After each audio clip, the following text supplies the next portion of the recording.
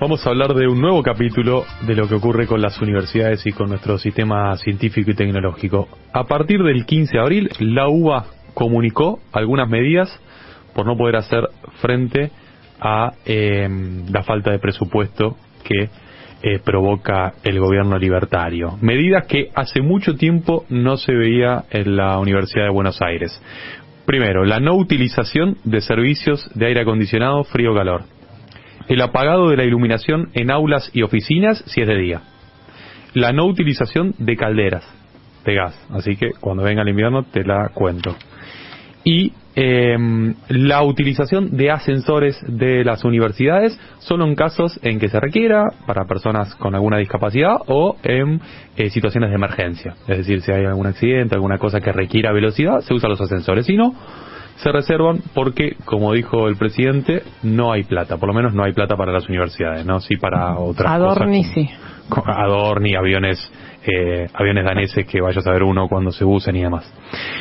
Como siempre decimos, otra de las novedades en este rubro tiene que ver con lo que hace la provincia de Buenos Aires. La provincia de Buenos Aires siempre se trata de diferenciar, con la salvedad que por supuesto no tiene el mismo presupuesto que Nación, pero sí intenta mostrar por lo menos otro enfoque. Ayer se reunió Kicillof con los rectores y rectoras de las 25 universidades nacionales en territorio bonaerense, y justamente lo que estuvieron hablando fue cómo la provincia puede ayudar para poder terminar algunas cuestiones vinculadas a la infraestructura, porque hay mucha infraestructura que quedaron por el medio, hay algunas que les queda realmente poco, y no se terminaron porque no bajaron más un peso, no hubo más plata para infraestructura. Bueno, el gobierno de la provincia está viendo la posibilidad de hacerse cargo en algún punto. Y todo, ¿por qué? Porque la semana que viene, el martes de la semana que viene, el 23, tenemos una movilización que se espera realmente grande. Durante buena parte del año, yo te diría desde febrero, cuando las universidades nacionales comenzaron a funcionar con fuerza, con todos sus trabajadores, con ya la primera llegada de los estudiantes que empiezan a rendir exámenes libres y demás, cuando ya se empezó a ver movimiento, yo creo que es la primera marcha realmente colectiva y es la primera vez que las universidades están realmente en agenda. No digo en agenda para los medios que les preocupan las universidades, digo en agenda para los medios que no le preocupan tradicionalmente las universidades, ni para los espacios políticos que le preocupan tradicionalmente las universidades, o que las universidades funcionen, digamos, ¿no? Claramente es para denunciar una situación que venimos diciendo hace bastante, pero vale la pena repetir, una situación grave de falta de presupuesto. Falta de presupuesto para gastos de funcionamiento, que son los gastos corrientes, luz, gas, agua, seguridad para los laboratorios, por ejemplo, pero también para los salarios de su plantel docente y no docente. Como siempre decimos, si la situación sigue así, se va acercando, lo veníamos diciendo de febrero, pero ya se va acercando, en mayo hay universidades que van a tener que cerrar sus puertas directamente. Ahora, también viste que hoy empezó a tuitear el secretario de Políticas Universitarias, Álvarez, Galleguito Álvarez. El gallego Álvarez, como le dicen, y sí, lo que sugiere es fusionar universidades. Dice que en lugar de las 57, 59 universidades nacionales, podría haber 31, sí, y con esto se ahorraría personal administrativo y por lo tanto estaríamos en el mejor de los mundos. Sí, fusionar universidades, van planteando razonamientos que alguien decía ayer en una reunión que decía, es excéntrico lo de Álvarez. Yo, más bien que excéntrico, digo, están buscando, esto es claramente estratégico, están buscando razonamientos que no tienen ningún asidero, porque fusionar universidades no existe en ningún lugar del mundo, justamente para conducir más lento o más rápido hacia el arancelamiento universitario. Hay una caja muy grande, es decir, si nosotros, si el gobierno arancelara la universidad pública, tendría un capital bastante importante, porque estamos hablando de 2,5 millones de estudiantes. Sí, ahí tenés que ver, esa es otra discusión, pero que la verdad que no me parece oportuno dar, pero sinceramente tenés que ver cuándo un arancel es significativo, a cuánto tendría que ponerse un arancel para que sea significativo, cuántos estudiantes lo podrían pagar, porque además tenés todos los otros aumentos que van absolutamente limando los ingresos de los sectores medios que pueden acceder a la universidad. Los estudiantes son personas que además trabajan, que además tienen que pagar la luz, que tienen que pagar el gas. Digamos, recortando de estos lugares, porque las prioridades están claras que son otras para la concepción del actual gobierno, ¿no? Sin duda, el cálculo, no sé si te acordás, Nori, hace 1 o 2 meses había sacado un funcionario de la Universidad Nacional de San Juan que se había ocupado de hacer el cálculo y dice, bueno, para cursar alguna de nuestras carreras en alguna de nuestras facultades, cada estudiante debería desembolsar algo así como 700.000 pesos por mes. Y hoy te quedas corto, dependiendo, dependiendo de las carreras, hay universidades privadas que te salen arriba de 1 millón. ¿Están arriba de 1 millón? Sí. Sí, hay universidades privadas que ya están arriba de 1 millón. Hay universidades privadas que salen mucho más barato, que tienen una tradición de salir más barato. En algunos casos El Salvador, en algunos casos la Kennedy, en algunos casos la UADE, pero hay universidades privadas que ya tienen carreras que están arriba de 1 millón. Sí, que claramente es para un sector muy pero bueno, son $1.000.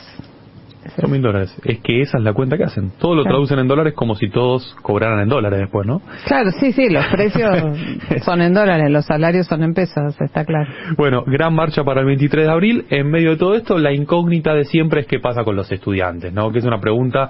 ¿Por qué? Porque está movilizada esta marcha, ¿por quién? Por el CIN, Consejo Interuniversitario Nacional, que son los rectores de las 57 casas de estudio, de las 57 universidades nacionales, y por los gremios. Ahora, siempre es una incógnita ver qué pasa con los estudiantes. Están las posturas más optimistas, como siempre, y las más pesimistas. Las más optimistas plantean claramente que de a poquito se va viendo cierta cuestión de recuperación de alguna memoria, cierta movilización por parte de los estudiantes. En las universidades ya se empieza a ver movimiento estudiantil, ruidazos, sentadas. Clases públicas, que hace mucho que no había. Clases públicas por todos lados. Hay un espacio en la Universidad Nacional de Quilmes donde yo trabajo, que es un espacio central, que está directamente montada como si fuera un aula. Quien quiere tomar la clase avisa con antelación ese día y da la clase en público. Es lo mismo en la facultad de Derecho, de la UBA, en filosofía, en sociales, en medicina. Bueno, hay estrategias que tienen que ver con esto, que tienen que ver con las estrategias de siempre, movilización, sentadas, repartir volantes, tratar de concientizar a los que no están tan politizados o no entienden muy bien de qué va el presupuesto y por qué las universidades podrían cerrar.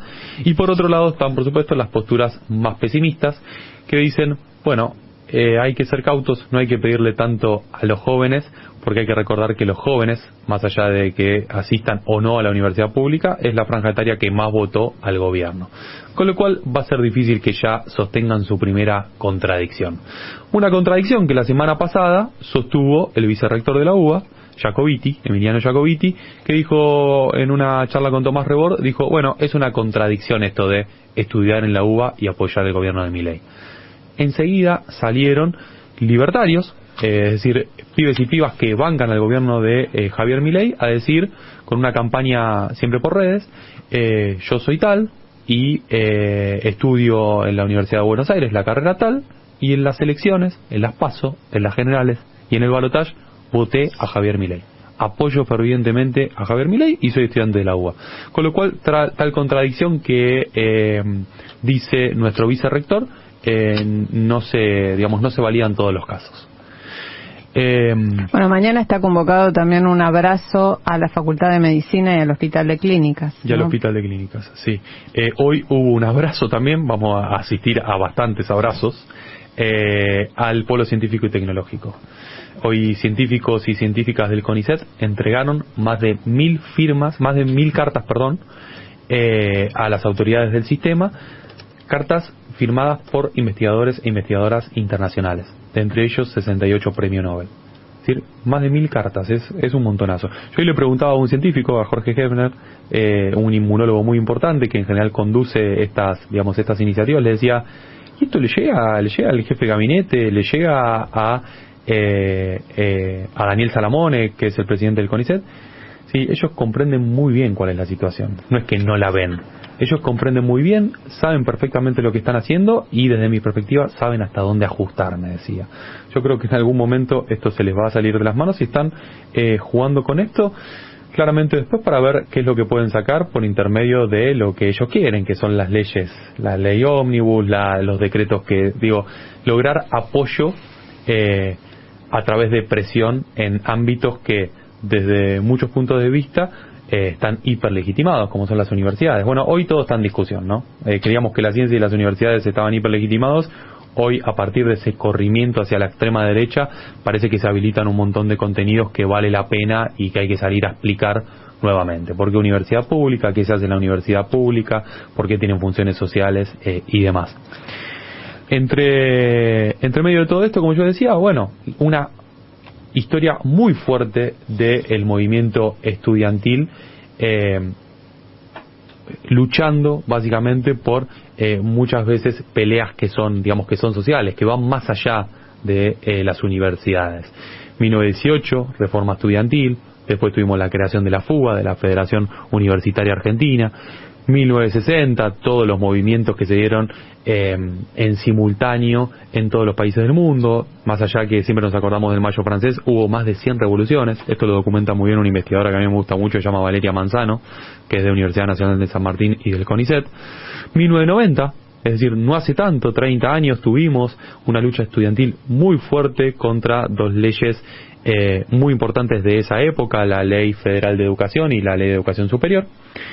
Y ahora hay que ver qué pasa.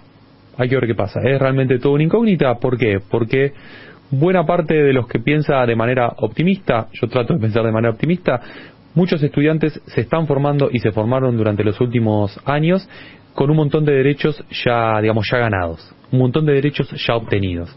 Hay que ver cuando esos derechos son amenazados realmente. Hablaba la semana pasada con Pablo Gomaro, que es especialista de Claxo, en juventudes, y me decía, bueno, por ahora los pibes siguen yendo a clase, por ahora los pibes no tienen ningún problema, van a clases públicas, están viendo que hay algún movimiento, pero ni de cerca piensan que les pueden cerrar su universidad. Cuando empiecen a sentirlo, y esto lo decía no la semana pasada, cuando empiecen a sentirlo en el cuerpo, vas a ver que va a haber alguna reacción. Yo no creo que pese eso de el cansancio y la apatía que desde los lugares más adultos vemos a los jóvenes y caracterizamos a las juventudes. Bueno, ya empezó a pasar, ¿no? En la UBA ya no hay luz cuando no hay que gastar, ya no hay papel higiénico en un montón de universidades, papel higiénico estoy diciendo, en un montón de universidades. Lo que estamos hablando es inconcebible. Y estamos en abril, no es que estamos en el segundo año de la era de Milei, no es que estamos en una reforma de segunda generación, como decía el presidente el actual presidente cuando era candidato en campaña. Digo, bueno, vamos a ver qué pasa. Sigue siendo igual de importante la resistencia por medios materiales, es decir, poniendo el cuerpo, o bien por medios digitales. Hay que salir a decir hoy siempre lo importante que son las universidades públicas para los estudiantes, para los docentes, pero sobre todo para toda la sociedad.